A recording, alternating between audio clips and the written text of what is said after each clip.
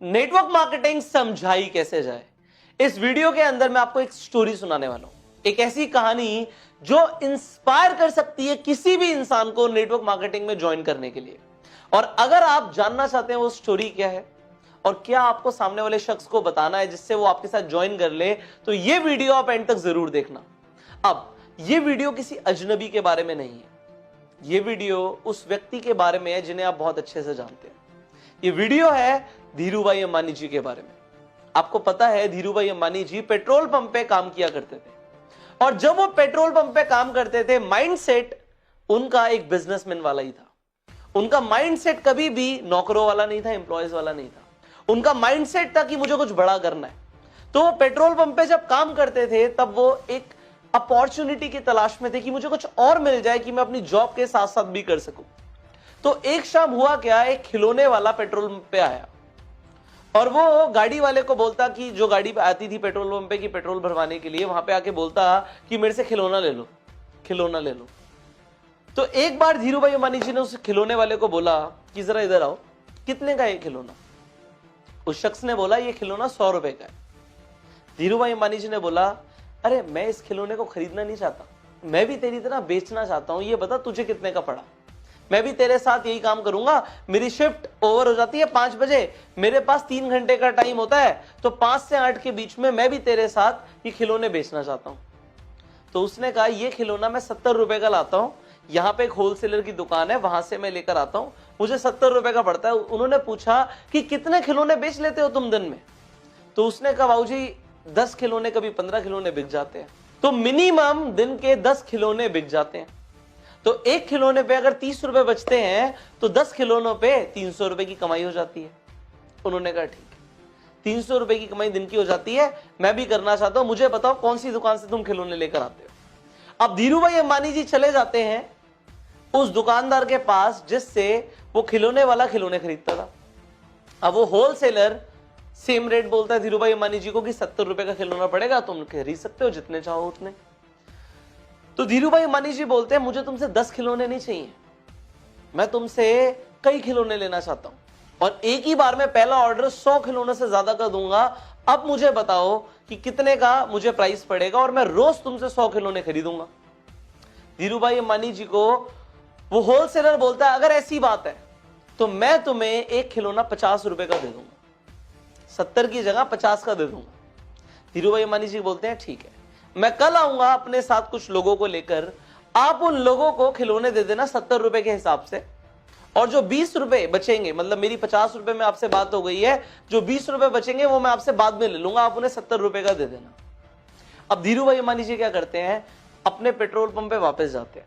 वहां पे जो 10-12 वर्कर्स काम करते थे उन सबको बोलते हैं कि हम अपनी शिफ्ट के बाद पार्ट टाइम में खिलौने बेच सकते हैं, और खिलौने बेचने के साथ साथ होगा क्या कि हमारी यहां से तो एक पगार आ ही रही है, हमारी सैलरी तो आ ही रही है, सैलरी के साथ साथ हम एक एक्स्ट्रा इनकम आ जाएगी अगर हम खिलौने बेचेंगे। तो हम रेड लाइट पे खिलौने बेच सकते हैं, हम यहां पे खिलौने बेच सकते हैं, हम पेट्रोल पंप पे जो गाड़ियां आती हैं उन पे खिलौने बेच सकते हैं, यहां पे हमारी कमाई हो जाएगी।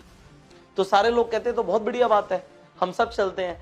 तो उन सबके सब लोगों को लेकर चले जाते हैं उस होलसेलर के पास। हर इंसान 10 खिलौने खरीद लेता है।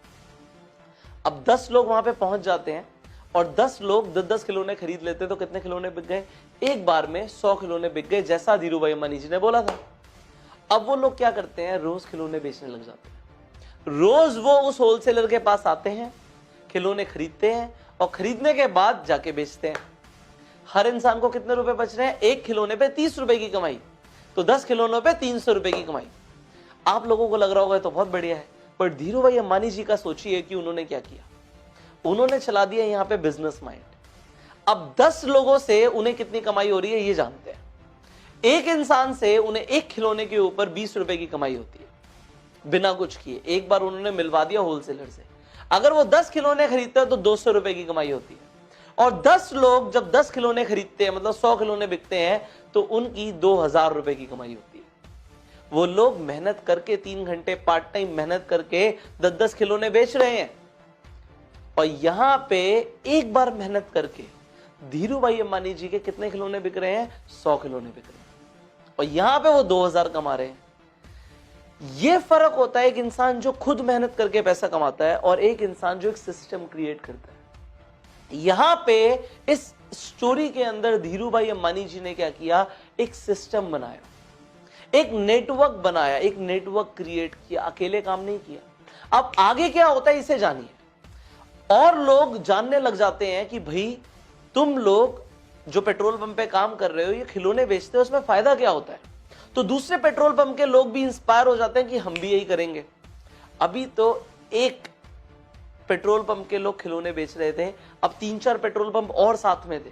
वो सब लोग भी आके धीरू भाई अंबानी जी से मिलते हैं कि ये काम कैसे हो सकता है।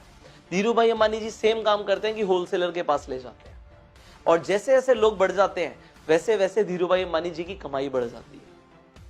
आज इस चीज को अगर आपने समझ लिया तो आपको नेटवर्क मार्केटिंग का फंडामेंटल प्रिंसिपल क्लियर हो जाएगा कि नेटवर्क मार्केटिंग इंडस्ट्री किस तरीके से काम करती है। वो ये नहीं कहती कि आप अकेले मेहनत करो, आप जाके प्रोडक्ट्स बेचो, या आप जाके खिलौने बेचो, या आप जाके प्लान दिखाओ। वो कहती है एक बार सिस्टम क्रिएट कर दो, लोगों को फायदा होगा वो और लोगों को बताएंगे, उन्हें फायदा होगा और लोगों को बताएंगे। और क्योंकि आपका मार्जिन जैसे कि धीरू भाई अंबानी जी का होलसेलर के साथ फिक्स हो गया, आपका कंपनी के साथ फिक्स हो जाता है, आपको पैसे आते रहेंगे। और इसे रिकरिंग इनकम बोलते हैं, इसे पैसिव इनकम बोलते हैं, बिना काम किए पैसा कमाना बोलते हैं, इसे सिस्टम बिल्ड करना बोलते हैं। और यह सब होता है नेटवर्क मार्केटिंग के अंदर। तो अगर आज तक आप ये सोच रहे हो कि मैं खुद बहुत काम करूंगा और पैसे कमाऊंगा, तो आप गलत सोच रहे हो, आप छोटा सोच रहे हो। आज से बड़ा सोचना शुरू करो। और आप नेटवर्क मार्केटिंग में हो तो ये स्टोरी आप अपने सेमिनार्स के अंदर अपने लोगों के साथ इस वीडियो को शेयर कर सकते हो। जिस इंसान को आप नेटवर्क मार्केटिंग समझाना चाहते हो उसे ये वीडियो शेयर कर सकते हो कि एक्चुअल में नेटवर्क मार्केटिंग है क्या।